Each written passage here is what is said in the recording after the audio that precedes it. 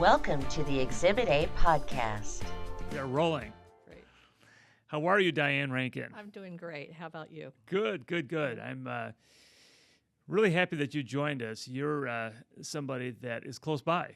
You're with Northern Trust, and for our viewers who haven't gotten to know you yet, you are a certified financial advisor. Certified divorce financial advisor. Yeah, we'll talk. And we want to talk definitely about that qualification. Yes. And importantly, you're with Northern Trust. Yes. Okay. And today's topic that I thought that many of the viewers are going to be happy that we're covering is Social Security and divorce. Yes. And I don't know, maybe I shouldn't say this, but revealing my age, but I'm getting to that age where I'm really thinking about Social Security. I'm almost 60 years old, and some of the information that I'm sure you're going to give us today is going to educate people like myself as to what we should be thinking about in the near future. But before we do that, I'd like to talk about you. Okay, you and I have known each other for a couple of years since you've started working for Northern Trust, and in fact, you and I sit on the Pasadena City College. God, why am I having this blank? Scholarship Foundation. Right. And it's really cool working with you in that regard. And I know that you're very active in the community. Let's talk about your qualifications. First of all, with 26 years of financial services, you most recently served as the VP and Senior Branch Manager at Fidelity. And that's just down the street from our office over here. It is, and actually that's even old. It's about been 29 or 30 years now. Okay. So it's been a while that I've been in this industry. Yeah, and then you went from Fidelity to Northern Trust. I have it here that you're a divorce financial analyst. Talk to us about what that means. So what that means, it is a certification. It took a number of hours to qualify for it and test for it.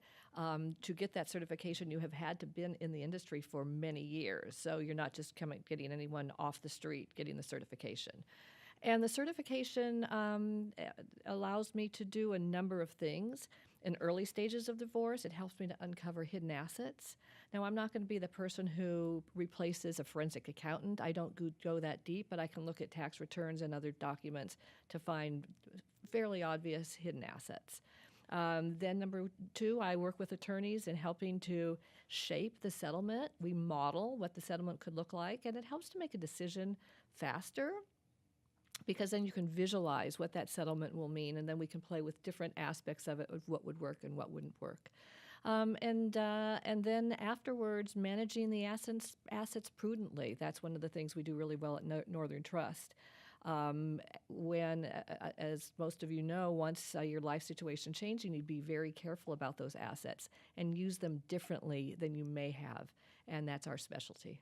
Yeah, and so Northern Trust is an extremely well-known company. Started in Chicago. Yes. And is it centered? Is that the headquarters? Is it Chicago? It is. It's almost 130 years now. Okay. Yeah. And we're very fortunate to have you just one story below our office here. So I see Northern Trust people every single day, and I just love the fact that we're close by and we could use your services. One of the things that I find interesting about your specialization is that you have a lot to offer people that have assets that have never had to manage assets before. Right. And in divorce cases, frequently what I see is one of the spouses was the person who earned the money and managed it, and a lot of these people are secretive about what's going on. Suddenly there's a divorce, and we get a fair settlement. Wife gets a lot of assets, a lot of wealth. And I'm saying wife mostly now, but I mean, obviously it's gender neutral, but let's just assume it's the wife. And we suggest, hey, you need to talk to somebody like Diane Rankin. You'd be surprised how many people just kind of like blow us off like that. Crazy. Tell me some of the things that could potentially go wrong if somebody doesn't seriously consider looking at a strategy with the assets that they're suddenly in charge of managing. What could go wrong? Well, one of the things we often see is, we'll call it sudden acquired money syndrome, is that when people have not, as you were talking about, not had the opportunity to manage their money before, they get a pile of money, and then they buy their son a car that he's wanted, and they buy the pieces of jewelry they want, and they find out very quickly that they're out of money. So that's one of the things that especially getting that lump sum of money, is really important to be judicious about. All of us have probably heard about people who win the lottery, Right. and that money is usually gone within a year. And so again, with that sudden acquired money syndrome, that's often what we see happen. The other thing that's really important is, in most cases, there needs to be a change of lifestyle. And one of the questions I'm asked most, and you're probably asked most this as well, is can I keep my home? And that's one of the ways our modeling is very helpful, because I can show, yes, you can keep your home maybe for 5 years, but then you're going to have to sell it or you're going to run out of money. And the problem with selling it 5 years rather than now while you're still married is then you don't get all the tax breaks. So these are some of the trade-offs that we discuss. Yeah, there's a lot of things to consider. Right. And another time, I'd like you to come in and we could go over some of the charts that you showed me in the past about how strategy really plays into the management of this. Today, we're going to talk about Social Security, Right. but I definitely do want to ask you to come back so we could get into those things, which I think that everybody that's going through a divorce should really take a look at. So going back to you and your qualifications, I also know that you're a graduate of USC with a degree in psychology. This is correct. You are a fascinating lady, okay? Oh, Because thank you don't put it on the website here about everything about you, but okay, a degree in psychology, and I know that you were a professional musician at one time. That's correct. Okay, talk to us about that. What did you do? So, well, to start at the beginning, I'm third-generation musician, and I'll be very quick, but my grandfather was a violinist. He played in Detroit in Henry Ford's radio show. Oh, my gosh. Came out to California to play in the 20th Century Fox studios when all the studios had an orchestra. So it was just natural that, being third generation, my parents were musicians, that I would be. And I started playing the flute at age 9 and became a professional even while I was at USC, and had a great career. I played in the Los Angeles Chamber Orchestra. I played flute with the LA Opera, met my husband through the LA Chamber Orchestra. And it was a terrific career. I taught over at Occidental College and the Pasadena Symphony. And that's one of the reasons I'm still involved in the board of the Pasadena Symphony, is that I knew from playing that it was a class act and a great organization. Yeah, that's obviously something that you're very passionate about. Yeah. Do you still play? Not very much. I've done some playing for fundraisers. We've been auctioned off, and that's been a lot of fun. God, I would love to see it sometime. Maybe for the... I'll let you know. Okay, well, the Yeah, Pasadena or City you can College. auction. You'll have to practice. And yeah, we'll do that. Yeah, Yeah. I think that'd be wonderful. So the other thing that I noticed is that I think that you told me this before, but you have 2 grown daughters, and you're an avid reader, a novice bridge player, and a golfer at the Annandale Golf Club. Yes. What don't you do? My goodness. I am busy. There's a lot I don't do, but I am busy. I enjoy every aspect of this. Do you great like life being here in busy? Pasadena. I love being busy. Yeah. Okay, I know that you also fall into a very small category of people in Southern California, and that you don't commute very far to your work, and I'm so envious of you. Now, I got to say that I live pretty close to this building as well, Yeah. but you're even closer. So I get the sense whenever I speak to you that there's a sense of balance with you. Very much so. Yeah, I live 4 blocks from the office. Oh, my goodness. And when I was at Fidelity, it was 5 blocks, so it was an additional benefit coming to Okay. Northern. Just Well, that's why you're so cut happy. off You're not yeah. living on the California freeway. This is true. Okay, so let's get into our topic, which Yes. again we're going to call Social Security and divorce. And prior to we going on to this program, you provided me with an incredible outline. I love this outline. By the way, if any of our viewers want a copy of this outline, I'm sure that Diane wouldn't mind if I send it to you. So you could email me and I could give you a copy of this. But Yes. this is a great way to talk about Social Security benefits. And what I thought we could do is we could talk about a hypothetical You case. got it. Okay. And I'm going to borrow from you, so don't. I hope you don't get angry at me. But I'm going to Right. say that there's a husband by the name of George, Yep. and there's a wife by the name of Helen. Yes. And before I talk about this, when should George and Helen start thinking about strategizing Social Security benefits? Like, is there a certain age where people should start thinking about that?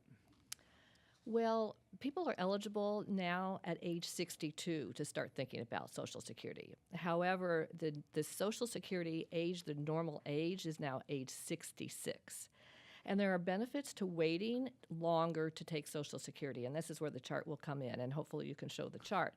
But after the age of 66, for every year you wait, you get 8% more, up into the age of 70. Okay. So if you have longevity in your family, waiting to age 70 really pays off. Now, if you take it before the age 66, for every year you take earlier, you get a 7% per year haircut. So the break-even date, the break-even year would be age 77 or 78. So if you live past 77 or 78, you actually are getting more than you would taking it earlier, and you win. Right. You win versus the Assuming Social you live that Security. long, right. Well, most people, that the average age now is in the mid 80s. So Yeah. most of us will live well past that. I hope. Yeah. I hope. Okay. So anyway, that is the moral of the story: is if you can wait till age 70, you are best off doing that, including if you're divorced. Okay. So going back to little old George and, Yes. and Helen. So George lives in Southern California, and he works as a screenwriter. Yes. Okay. His employer puts away Social Security, pays Social Security with his paycheck for the duration of his employment. Helen, on the other hand, stays home. She tends to the household. She manages. She's the CEO of the ship. Yeah. She also has a couple of kids. She takes care of them. And unfortunately, one day George says, "We're divorcing." Okay, that's your hypothetical. Okay, to start off with. Okay, so the first question I have is can Helen receive these Social Security benefits even though she's never worked? I mean, in her adult life, she graduates college where she met George, and they decide that she's not going to work. She never does. Could she get Social Security benefits? The answer is yes, absolutely. As long as she's over age 62 and they've been married at least 10 years, she is eligible to half of George's benefits. So I was going to ask you that question because I didn't Yes. know that. So she gets half of the Half of benefits. it. Now, had she been working and had her own benefits, she could take half of his or her own, whichever is more. Okay, all right. And you talked about her qualifications to be able to receive. So what are they, if you were kind of outlining them for me? Number one, she has to be over age 62. George has to qualify. They have to have been married 10 years. And again, George's needed to be more than her own. Okay. George's half needs to be more than her own. And in this case, she didn't work, so she has her own. So that means she would qualify for half of George's. Those are the main things that need to have happened. And the earliest she could begin receiving that is age 62? Age 62. But the same rules apply, is that if she can wait until age 70, she'll get 8% more every year. Okay. Right. Okay. And will George's benefits then be reduced by Helen drawing from them? Not at all. They're not reduced. And George doesn't even have to know. He doesn't have to be involved at all. Okay. So no sweat off his back. Okay. No sweat off his What back. happens if he remarries? Well, if he remarries, Helen still gets her benefit. Now, if he remarries and the second wife, they're married 10 years, wife number 2 also gets half of his benefit. What happens if he marries a third wife and for 10 10 years? So this half guy the he could be benefit. spreading the wealth, man. Absolutely. Okay. Okay. And they Yeah. all get half of his retirement? They each get half. What happens if he dies? So what happens if he dies, then each of those wives who've been married 10 years get 100% of his benefits, as long as the wife is over age 60, and as long as the wife is not remarried. If the wife remarries, then she's entitled to new husband's benefits. So she loses out on... Right. Yeah. And that's one of the reasons that older people sometimes don't remarry, or I should say don't marry someone new, because then they would be losing that benefit. That's why the old folks are living in sin? together. Exactly. Okay. Yes. That's interesting because you Yeah. do see a lot of that, and I never Right. understood that. Yeah.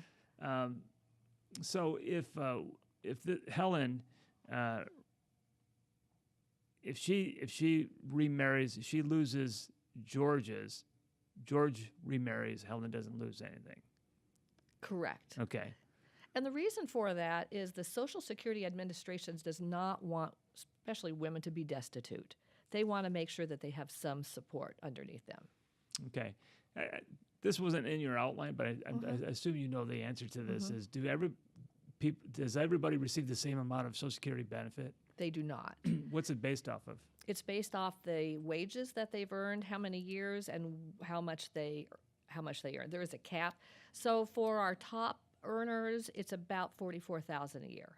for That's the pretty good. full benefit, and then the wife would get half of that, $22,000. What kind of income would bring 44,000? You know, I don't know that. Okay. That Interesting though that Yeah. it does vary. It does vary, and every year as you're getting closer to Social Security age, you should be getting in the mail, and these are worth looking at what your benefits are. Oh, And okay. so it's in a folded thing with perforated sides from the Social I've seen Security. it before, but I've never really don't throw looked at it. Don't throw it in the trash. Take a look at it. It will show you where you are and how much you'll expect. And will show you how much you'll expect at different years, encouraging you to wait longer to take your benefits. Interesting. Okay.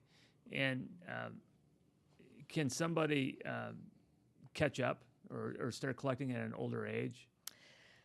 So, yes. So it is important to stay on top of this. So let's just say you waited till age 70, but then you forget to apply and you've aged now, you're at 71.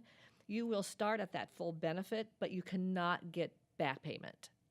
So that's why it's important to be on top of it. Does that make sense? That Yeah. you can't get back payment. So the it will latest that you should be receiving is age 70? right. You really should apply at the latest at age 70 because if you wait a year longer, you've lost out that whole year of payments. There is, again, no retroactive payments. Okay. If George doesn't retire, he says, look, you know what? I that's not me. I'm going to Yeah. work till the day that I die. Can Helen drop from? She sure can. Yep, Helen can. As long as they've been divorced 2 years, she can collect those wages. And again, George doesn't even have to know about it. Okay. If George continues working, can he receive Social Security benefits? Yes. Okay. Is there? Now, he'll pay taxes on it. And I don't have the details of the taxes, but there's a graduated tax schedule that he'll pay on that Social Security based on his wages. Okay. If he's not working and he's just receiving Social Security, does he pay taxes on that? Usually not, but it again depends on other income that he may have. Okay. Now this is definitely going away from Right. the outline, but Yeah. you're a financial advisor, Right. And I know that Northern Trust is like got its finger on all of the financial things that are happening in this country. I keep hearing all my life. I kept hearing that Social Security is not going to be around for the next generation and things of that nature. Do you have any thoughts about that? About the people that maybe are 20 years old, and is Social Security going to be around, when they get to be my old age? I know that there's a fear out there. I would expect that it will be around in some form. One of the things that we're seeing, especially with this new generation, is they're cobbling their incomes. You see Uber drivers, and as you're talking about the industry, you have screenwriters who are having to do multiple jobs, and they don't have a retirement plan. So people are really going to be dependent on things like Social Security. So I would be surprised if we don't have something in place. Yeah, you would think that they would go kicking and screaming just like our generation Exactly, did. right. Okay. How does one apply for Social Security benefits? All one has to do is go online to the Social Security Department and have the age, and they know who you are, so just have to apply. And that brings up one thing, is to make sure that if you've changed your name, that you notify the Social Security Department and let them know where to find you so that you aren't getting mixed up, so that things will be easy when you're ready to apply. Okay, so you don't have to go to an office and meet with some bureaucrat. You can just No, do it online. Just do it right online. That's really fascinating. Yeah. Wow. No phone calls? No phone calls. Wow. Yeah, It's it's pretty pretty easy. well I like automated. that. Okay. So, some people that you have as customers, probably the last thing they're thinking about is Social Security benefits. They're probably uber wealthy. But with respect to making an enormous amount of money, does it matter if you earn, if you're in the top 1%, whether or not you can still draw from Social Security? You sure can. You're entitled to it. You've put it in the system. You're entitled to take the benefit. Pretty You good. may want to give it to charity if you'd like, but Okay. Well, but yet you definitely are entitled to it.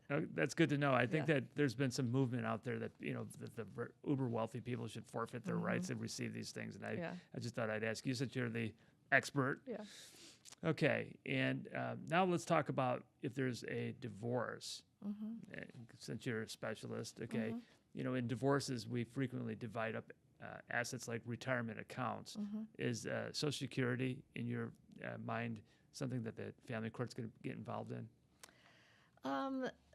Well, they're not going to see it as an asset that they're going to split, but they are going to look at it as part of the income. So you probably could better answer that how you've seen that in real life. Yeah. So What yeah. I see is that, like you said, is it's not an asset. I mean, Right. if somebody says, "Look, I want a disproportionate amount of his Social Security," the court's going to go, "Hey, whoa, I don't have any Right. jurisdiction over that," right? Mhm. And it's not something that we put in the judgment as far as awarding or Right. anything. But like you said, though, if somebody's ordered to pay support or somebody wants support, it's certainly going to be considered as Right. income. Right. Yeah. One of the things in your outline that was really interesting is you indicated that there's discovery requests that should be made on the administration. Could you speak about that? Right. It's just that you want to make sure that when you are doing discovery, if you can access your spouse's that report that I was talking about with the perforated sides, that would be very helpful, because then we would know how much he's entitled to and able to figure out what your half would be. Okay. It's not absolutely necessary, but it is very helpful in looking at what you'd be receiving. And you put in here that I thought was really good for people to know is that prenuptial agreements cannot be waived or cannot waive Social Security benefits. It's kind of like outside. Again, it's not in the family court's jurisdiction for Right. that. Yeah. Right. No, one other thing that was really interesting, you talked about who would be qualified for the benefits of a spouse's Social Security benefits. Can you talk about that? Yeah, even common law marriages, or I don't know if you've ever seen marriages that have been annulled for some reason, but yeah, they are even in that scenario. We call those putative spouses. Oh, is that right? Yeah. What that's called? Yeah. So if one of the spouses thought that he or she was married and the other side didn't disclose, like, hey, I didn't really get divorced. Yeah. In California, that's called a putative spouse, but according to your outline, that person would receive. Still entitled to that half. So who in the heck would they talk to about that? Because you're not really giving. I mean, is it contested in Social Security? How would somebody go about saying, look, I was never legally married to him, but if I'm in a state with a common law or I'm a putative spouse, I'm still entitled to those benefits. I would imagine it would be showing tax bills, showing any other thing that you could prove that you were married. It's such an unusual situation. Maybe a family law judgment or something. Right. Yeah, okay. Right. Some type of a judgment to prove to the administration Cool. that you were together for those 10 years. Okay. Man, that's pretty good for a lot of people out there, I would think. Okay. So I can't think of anything else about Georgia and Helen other than to think that Helen's going to be taken care of, it looks like, so long as she's married to him for over 10 years. Right. A couple of things, though, that I would say is that as you are putting together documents in terms of leaving George, as Helen, what she will need to claim, since she doesn't have to get George's permission, she will need to know his Social Security number. Okay. She'll need to know where he was born and the name of his parents. So hopefully she knows that after 10 years. And if not, the discovery process will take care of that with an attorney. Cool. Right. Well, it's good to know. So I think that if there's any further questions people have about Social Security benefits or taking care of their assets as far as management, they're free to contact you at Northern Trust. And the website, the Social Security Administration, their website is very helpful too. So you don't have to remember everything. I think the main thing to remember is to wait longer to take your benefits, especially if you're going to have longevity, and just stay on top of it. Yeah. Don't wait. Okay. Well, let's change topics. Yes. Okay. So I pulled one out. Since you're a wealth manager, Yes. You probably have to at least peek at some of these articles about the mega wealthy people getting divorced, and of course everybody knows about the most recent one, right? That's the Jeff Bezos. That's right, Jeff Bezos. Yes. So it's interesting. I don't really ever want this program to be like one of these shows that just gets in and talks about the rich and famous and everything Right. like that. But it is interesting when you've got mega wealthy people that are billionaires, and like in this case, how much money do people really need to live? I mean, there's a certain point where you got too much wealth. You can't even spend it in several lifetimes, right? And I think about Tiger Woods when his wife left him, how many millions she took. It is crazy. Yeah. So in this article, it kind of goes through, all these people that got divorced, and it's naming the big divorces and stuff. But one of them was interesting. It says when Manhattan real estate titan Harry Macklow, then 80, split from his wife Linda in 2016, it was just 2 years shy of their diamond wedding anniversary. What is a diamond wedding anniversary? Do you know what that is? I think that's 50 years. 50 years? Yeah. Whew, okay. Yeah. Okay. The cause was Harry's new relationship with his sprightly 62-year-old French girlfriend, Patricia. Okay. Now, to celebrate their March wedding, Macklowe plastered a billboard-sized double portrait of himself and his new bride on the side of his 96-story residential tower at 432 Park Avenue. That's digging it in, huh? Yeah. Yeah. And it says that the gesture followed a year of bitter divorce proceedings against Linda, which put the couple's riches on public display like the opening of King Solomon's mines. So, what really caught me about this is in my experience, I don't know about yours, but just because somebody has dollars, lots of zeros at the, that doesn't mean that they're going to act any saner when it comes to divorces. They just get to play a little bit more and stuff, like this. I mean, could you imagine how much that costs to put that on the side of the building? Yeah. Yeah. That's crazy. So here's the other article that I have, and this one deals with kind of an estate planning issue or something like that. And this is a woman wants a divorce after finding out her husband has fathered 47 children via sperm donation. And the article says that so she apparently marries this man, and he divulges to her. He says, I'm a sperm donor. And she goes, oh, okay, that's not a problem. And she says that after 8 years, she starts learning how many people have picked his sperm from the sperm bank, and now he's got 47 children. And she posts online, do you think I'm wrong for maybe wanting a divorce, about this? He didn't tell me it was 47. I figured it was a couple and stuff. But I thought this was interesting about estate planning because, you talk about he doesn't know these children, obviously, and I guess this couple have a couple of children between them. Could you imagine the problems if he dies intestate? Especially if he's one of these billionaires, right? That's crazy. We actually have the head of our trust group has come and talked about non-traditional families. I don't know if you realize that, but a husband and a wife, man and woman marriages are not the norm anymore in terms of, there's so many single family members now. He was talking about the situations similar to this where there's so many. We are living in a different time. Really, we're many different beneficiaries than had been expected in the past. Yeah. We're definitely living in a different time. You've got same-sex marriages. You've got, you've got marriages, or you got families where there's two fathers or two mothers and all this stuff. Right, So. And again, many single parents now. Yeah, a lot of paternity cases. Yeah. Well, Diane, thank you very much for joining us. Pleasure. Would you please come and join us again? Absolutely. Because I'd really like to, next time you come on, is to talk about how you could show our viewers, the strategies that go along with, managing your wealth and the pros and cons of not doing it. Great. I'm right downstairs. Look forward to seeing you again. Okay. Thanks, Diane. And thank you for joining us on Exhibit A. Exhibit A is produced by David Lindley at the law offices of Donald P. Schweitzer in Pasadena, California. For more information, visit us online at PasadenaLawOffice.com and all social media platforms.